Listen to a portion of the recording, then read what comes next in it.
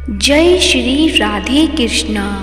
प्रिय भक्तजनों, आप सभी का मायरा वॉइस चैनल में हार्दिक स्वागत है। आप सभी का दिन शुभ और मंगलमय हो और विष्णु भगवान आप सभी की मनोकामनाएं पूर्ण करें। आज की इस वीडियो में हम सुनेंगे कार्तिक महात्म अध्याय 28वां अध्याय का शुभारंभ करने से पहले सुनते हैं गणेश जी की कहानी। एक बुढ़िया माई थी, मिट्टी के गणेश जी की पूजा करती थी। रोज बनाए रोज गल जाए। एक सेठ का मकान बन रहा था। वो बोली, पत्थर का गणेश बना दो। मिस्त्री बोले, जितने में हम तेरा पत्थर का गणेश गढ़ेंगे उतने में हम अपनी दीवार न चिनेंगे। बुढ़िया बोली, राम करे तुम्हारी दीवार टेढ़ी हो जाए। अब उनकी दीवार टेढ़ी हो गई। वो चिने और ढा देवे, चिने और ढा देवे। इस तरह करते करते शाम हो गई। शाम को सेठ आया। उसने कहा, आज कुछ भी नहीं किया। वो कहने लगे कि एक बुढ़िया आई थी, वो कह रही थी कि मेरा पत्थर का गणेश गढ़ दो। हमने नहीं गढ़ा तो उसने कहा तुम्हारी दीवार टेढ़ी हो जाए। तब से दीवार सीधी नहीं बन रही। बनाते हैं और ढा देते हैं। सेठ ने बुढ़िया बुलवाई। सेठ ने कहा, हम तेरा सोने का गणेश गढ़ देंगे, हमारी दीवार सीधी कर दो। सेठ ने बुढ़िया को सोने का गणेश गढ़ा दिया। सेठ की दीवार सीधी हो गई। जैसे सेठ की दीवार सीधी की वैसे सबकी करना। कहते सुनते हुंकारा भरते गणेश भगवान सबकी मनोकामनाएं पूरी करना। तो प्रेम से बोलिए, गणेश भगवान की जय हो। अब सुनते हैं कार्तिक माह में प्रतिदिन सुनी जाने वाली सीता माता की नित्य नेम की कहानी। कहा जाता है कि ये कहानी माता सीता कहती थी, श्री राम भगवान इसे सुनते थे। एक दिन भगवान राम को किसी काम से जाना पड़ा। तब माता सीता श्री राम जी से कहती हैं कि मेरा तो 12 वर्ष का नित्यनेम है। अब आप बाहर जाएंगे तो मैं अपनी कहानी किसे सुनाऊंगी। तब भगवान राम ने कहा कि तुम कुएं की पाल पर जाकर बैठ जाना और वहाँ जो औरतें पानी भरने आएंगी उन्हें ये कहानी सुनाना। राम आए, लक्ष्मण आए, देश के पुजारी आए, नित्य नेम का नेम लाए। आओ राम, बैठो राम, माखन मिश्री खाओ राम, दूध बतासा पियो राम, सूत के पलका पोटो राम, शाल दुशाला ओढ़ो राम, राम सवारे सबके काम, खाली घर भंडार भरेंगे, सबका बेड़ा पार करेंगे। जय श्री राम, जय श्री राम। माता सीता भगवान राम जी को यह कहानी सुनाती थी। माता सीता अपनी कहानी सुनाने के लिए एक कुएं की पाल पर जाकर बैठ गईं। तभी वहाँ एक स्त्री आई। उसने रेशम जरी की साड़ी पहनी हुई थी और उसके हाथ में सोने का घड़ा था। सीता माता उससे कहती हैं कि बहन, मेरा 12 वर्ष का नित्यनेम सुन लो। पर वो स्त्री बोली कि अगर मैं तुम्हारा नित्यनेम सुनने बैठ गई तो मुझे घर जाने में देर हो जाएगी, फिर मेरी सास मुझे डांटने लगेगी। ये कहते हुए उसने कहानी सुनने से मना कर दिया और वो चली गई। जब वह महिला घर पहुंचने ही वाली थी कि उसकी रेशम जरी की साड़ी फट गई और सोने का घड़ा भी मिट्टी के घड़े में बदल गया। सास ने जब ये देखा तो पूछा कि ये किसका दोष अपने सिर लेकर आ गई है। तब बहू ने कहा कि कुएं के पास एक औरत बैठी थी। उसने मुझे कहानी सुनने के लिए कहा था, लेकिन मैंने उसकी कहानी नहीं सुनी, जिससे मुझे यह फल मिला। अपनी बहू की बात सुनकर अगले दिन उसकी सास वही साड़ी और घड़ा लेकर कुएं की पाल पर गई। सास को वही माता सीता बैठी मिली। तब माता सीता ने कहा कि बहन, मेरी कहानी सुन लो। सास बोली, एक बार ही नहीं, मैं तो 4 बार कहानी सुन लूँगी। राम आए, लक्ष्मण आए, देश के पुजारी आए, नित्यनेम का नेम लाए। आओ राम, बैठो राम, तभी रसोई जियो राम, माखन मिश्री खाओ राम, दूध बताशा पियो राम, सूत के पलका मोटो राम, शाल दुशाला पोटो राम, शाल दुशाला ओढ़ो राम। जब बोलूँ राम ही राम, राम सवारे सबके काम, खाली घर भंडार भरेंगे, सबका बेड़ा पार करेंगे। श्री राम जय जय राम। सास ये कहानी सुनकर बोली कि बहन तुम्हारी कहानी बहुत अच्छी लगी। इतना कहकर सास घर चली गई और उसकी साड़ी फिर से रेशम जरी की बन गई।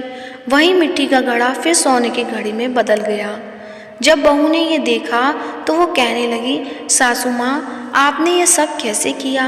सास ने कहा कि बहू तू दोष लगा के आई थी और मैं उस दोष उतार कर आ रही हूँ। जब बहू ने पूछा कि वह कुएं वाली स्त्री कौन है, सास बोली वो माता सीता थी जो पुराने से नया कर देती हैं, खाली घर में भंडार भर देती हैं। वह लक्ष्मी जी का वास घर में कर देती हैं, आदमी की सभी इच्छाएं पूरी करती हैं।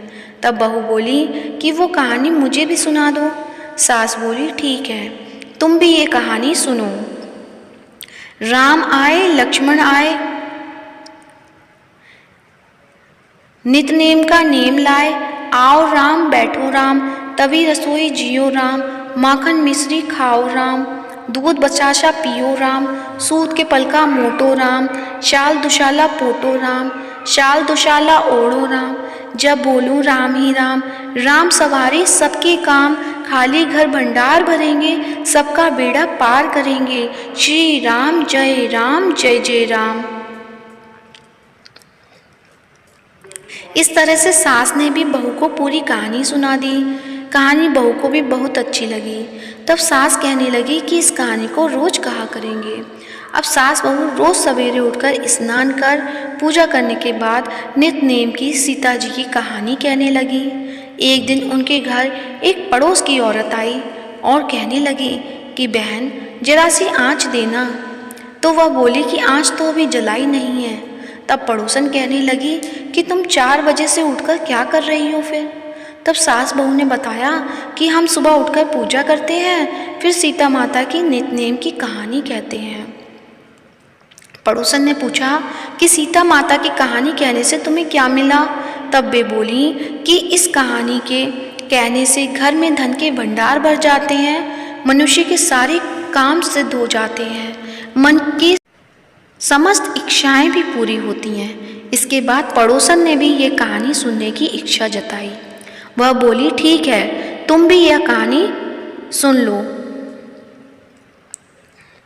राम आए लक्ष्मण आए, देश के पुजारी आए, नित नेम का नेम लाए, आओ राम बैठो राम, तभी रसोई जियो राम, माखन मिश्री खाओ राम, दूध बताशा पियो राम, सूत के पलका मोटो राम, चाल दुशाला पोटो राम, चाल दुशाला ओढ़ो राम, जब बोलूं राम ही राम, राम सवारे सबके काम, खाली घर भंडार भरेंगे, सबका बेड़ा पार करेंगे। श्री राम जय जय राम। इस तरह से सास बहू ने अपनी पड़ोसन को भी पूरी कहानी सुना दी। कहानी सुनने के बाद पड़ोसन कहने लगी कि कहानी तो बहुत ही अच्छी है। अब वह पड़ोसन भी नित नेम सीता माता की कहानी कहने लगी। इस कहानी को कहने से पड़ोसन के घर में भी धन के भंडार भर गए। हे सीता माता, जैसे आपने उनके भंडार भरे वैसे ही आप सब हमारे और सभी के भंडार भरना। तो प्रेम से बोलिए सीता माता की जय हो, माता अन्नपूर्णा की जय हो। अब सुनते हैं कार्तिक माह में प्रतिदिन सुनी जाने वाली तुलसी माता की कहानी। कार्तिक मास में सभी औरतें तुलसी जी को जल से सींचा करती हैं। एक बुढ़िया भी थी जो कार्तिक माह में तुलसी को सींचने जाती थी। जब वह जाती तो तुलसी माता से कहती कि हे तुलसी माता, सत की दाता, मैं तेरा बिल्ला सींचती हूँ, मुझे बहू दे, पीले रंग की धोती दे, मीठा ग्रास दे, बैकुंठ में बास दे, अच्छी मौत दे, चंदन की काठ दे, अच्छा राज दे, खाने को दाल भात दे और 11 के दिन कृष्ण का कंधा दे। बुढ़िया माँ की ये बातें सुन तुलसी माता सूखने लगी। तुलसी माता को यूं सूखते देख भगवान ने पूछा कि हे तुलसी, तुम प्रतिदिन क्यों सूखती जा रही हो? तुलसी माता ने कहा कि बस मेरे मन की मत पूछो। भगवान ने कहा कि मैं नहीं पूछूंगा तो कौन पूछेगा? इस पर तुलसी माता कहती हैं कि एक बुढ़िया आती है और अपनी बात कहकर चली जाती है। मैं उसकी सभी बातें पूरी कर दूंगी, लेकिन कृष्ण का कंधा कहाँ से लाऊंगी। भगवान कृष्ण बोले कि वह मरेगी तो मैं अपने आप ही कांधा देने आऊँगा। तुम बुढ़िया माई से यह बात कह देना। इसके बाद बुढ़िया माई मर गई। बुढ़िया माई के मरने पर सारा गांव इकट्ठा हो गया और उसका अंतिम संस्कार आने पर उसे उठाने लगे, लेकिन वह बहुत भारी हो गई, जिससे उसकी अर्थी टस से मस नहीं हुई। सभी बोले कि यह तो बहुत संस्कारी थी, बहुत पूजा पाठ करती थी, कोई पाप नहीं किया, फिर यह इतनी भारी कैसे हो गई। बूढ़े ब्राह्मण के वेश में भगवान आए और कहने लगे कि यह भीड़ कैसी है। तब गांव वाले बोले कि एक बुढ़िया मर गई है और वह इतनी पापिन थी कि उसकी अर्थी भी नहीं उठ रही है, वह बहुत भारी हो गई है। भगवान बोले कि मुझे इसके कान में कुछ कहने दो, फिर यह उठ जाएगी। भगवान बुढ़िया के पास गए और उसके कान में कहा कि माई तू अपने मन की कर ले, पीताम्बर की धोती ले, मीठा ग्रास ले, बैकुंठ में बास ले, चटक की चाल ले, चंदन का काठ ले, झालर की झनकार ले, दाल भात को जी और कृष्ण का कंधा ले। भगवान की सभी बातें सुनकर बुढ़िया माई हल्की हो गई। भगवान अपने कंधे पर उसे ले गए। बुढ़िया को मुक्ति मिल गई और वह बैकुंठ को चली गई। तो हे तुलसी माता, जैसे आपने उस बुढ़िया माई की मुक्ति की, वैसे सभी की करना। जैसे भगवान ने उसे कंधा दिया, वैसे हमें भी देना। कहते सुनते हुंकारा भरते सभी की मनोकामनाएं पूर्ण करना। तो प्रेम से बोलिए तुलसी माता की जय हो। अब सुनते हैं कार्तिक महात्म अध्याय 28। तो प्रेम से बोलिए कार्तिक महाराज की जय हो। पढ़े सुने जो प्रेम से वह हो जाए शुद्ध स्वरूप। यह 28वां अध्याय कार्तिक कथा अनुरूप। धर्मदत्त ने पूछा, मैंने सुना है कि जय और विजय भी भगवान विष्णु के द्वारपाल हैं। उन्होंने पूर्व जन्म में ऐसा कौन सा पुण्य किया था जिससे वे भगवान के समान रूप धारण करके बैकुंठ के द्वारपाल हुए। दोनों पार्षदों ने कहा, ब्राह्मण, पूर्व काल में तृणबिंदु की कन्या देवहूति के गर्भ से महर्षि कर्दम की दृष्टि मात्र से 2 पुत्र उत्पन्न हुए। उनमें से बड़े का नाम जय और छोटे का नाम विजय हुआ। पीछे उसी देवहूति के गर्भ से योग धर्म के जानने वाले भगवान कपिल उत्पन्न हुए। जय और विजय सदा भगवान की भक्ति में तत्पर रहते थे। वे नित्य अष्टाक्षर मंत्र का जप और वैष्णव व्रतों का पालन करते थे। एक समय राजा मरुद ने उन दोनों को अपने यज्ञ में बुलाया। वहां जय ब्रह्मा बनाए गए और विजय आचार्य। उन्होंने यज्ञ की संपूर्ण विधि पूर्ण की। यज्ञ के अंत में अव्रत स्थान के पश्चात राजा मरुद ने उन दोनों को बहुत धन दिया। धन लेकर दोनों भाई अपने आश्रम पर गए। वहां उस धन का विभाग करते समय दोनों में परस्पर लाग डांट पैदा हो गई। जय ने कहा, इस धन को बराबर बराबर बांट लिया जाए। विजय का कहना था, नहीं, जिसको जो मिला है वह उसी के पास रहे। तब जय ने क्रोध में आकर लोभी विजय को शाप दे दिया कि तुम ग्रहण करके देते नहीं हो, इसलिए ग्रह अर्थात मगरमच्छ हो जाओ। जय के शाप को सुनकर विजय ने भी शाप दिया, तुमने मद से भ्रांत होकर शाप को दिया है, इसलिए तुम मातंग अर्थात हाथी की योनि में जाओ। तत्पश्चात उन्होंने भगवान से शाप निवृत्ति के लिए प्रार्थना की। श्री भगवान ने कहा कि तुम मेरे भक्त हो, तुम्हारा वचन कभी असत्य नहीं होगा। तुम दोनों अपने ही दिए हुए इन शापों को भोगकर फिर से मेरे धाम को प्राप्त होगे। ऐसा कहकर भगवान विष्णु अंतर्ध्यान हो गए। तदंतर वे दोनों गंड नदी के तट पर ग्रह और गज हो गए।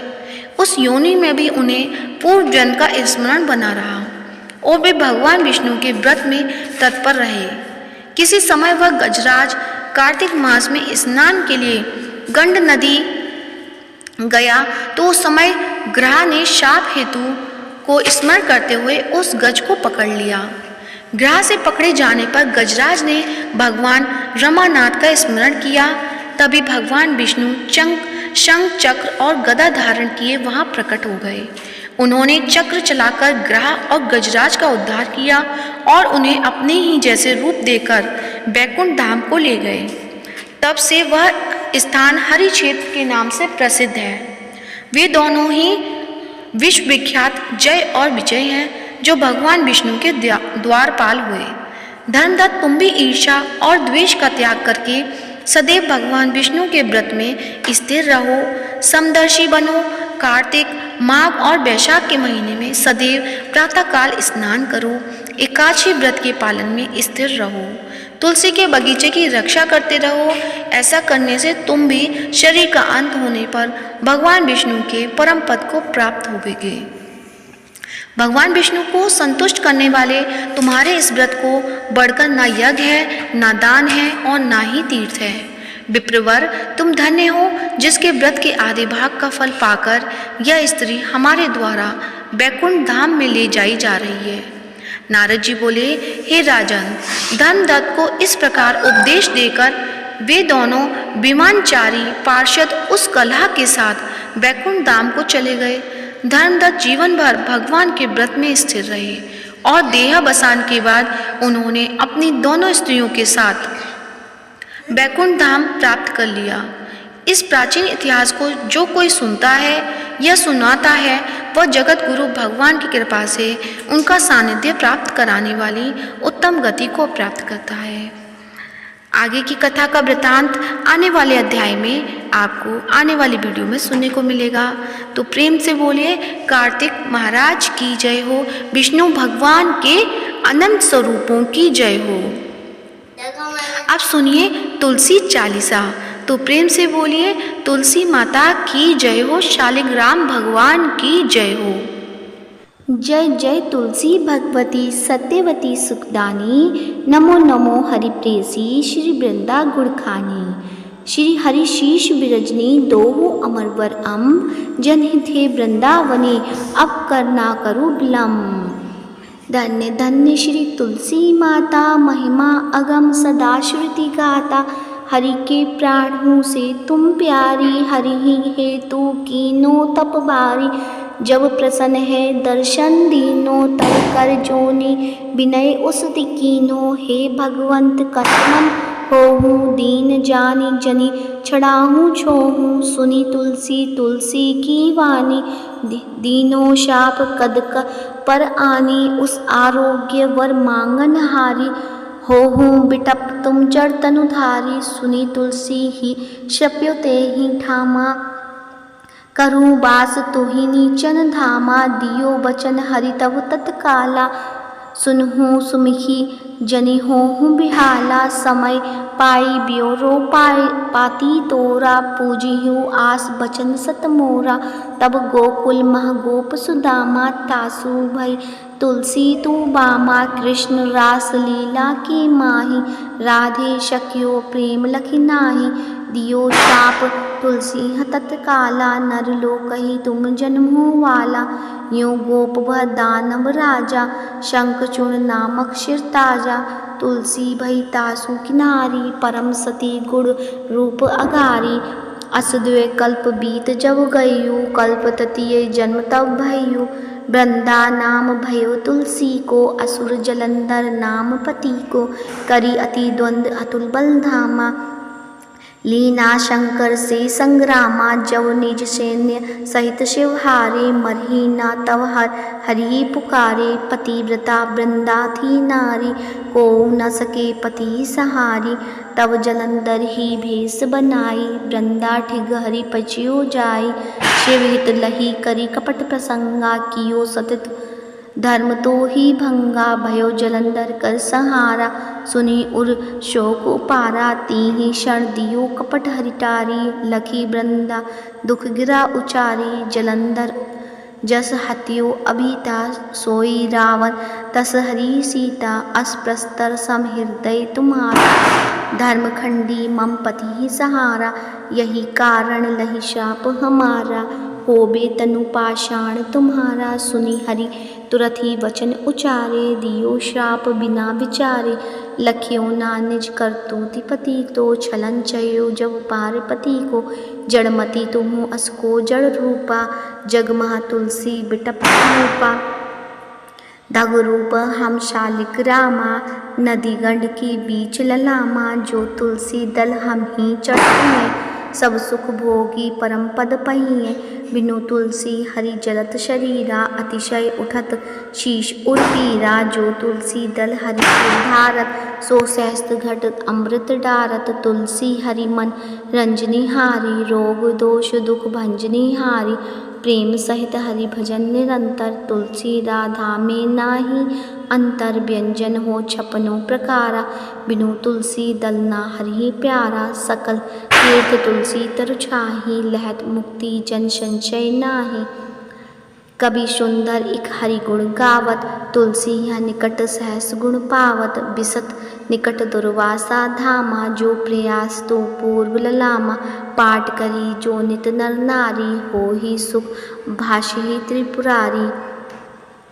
तुलसी चालीसा पढ़ी तुलसी तरु गृह धारी। दीपदान करी पुत्र फल पावही, बंधियु नारी। सकल दुख हरिद हरि हार है परम प्रसन्न। अतिशय धन जन लड़ी ग्रह बसई पूर्णा। अन्न लाही अभिमत फल जगत महलाही पूर्ण। सब काम जेहि दल अर्पहि तुलसी, तहाँ सहस बसई हरि राम। तुलसी महिमा नाम लग तुहि, तुलसी सूत सुखदाम। मानस 40 रचियो जग महा तुलसीदास। तो प्रेम से बोलिए तुलसी माता की जय हो।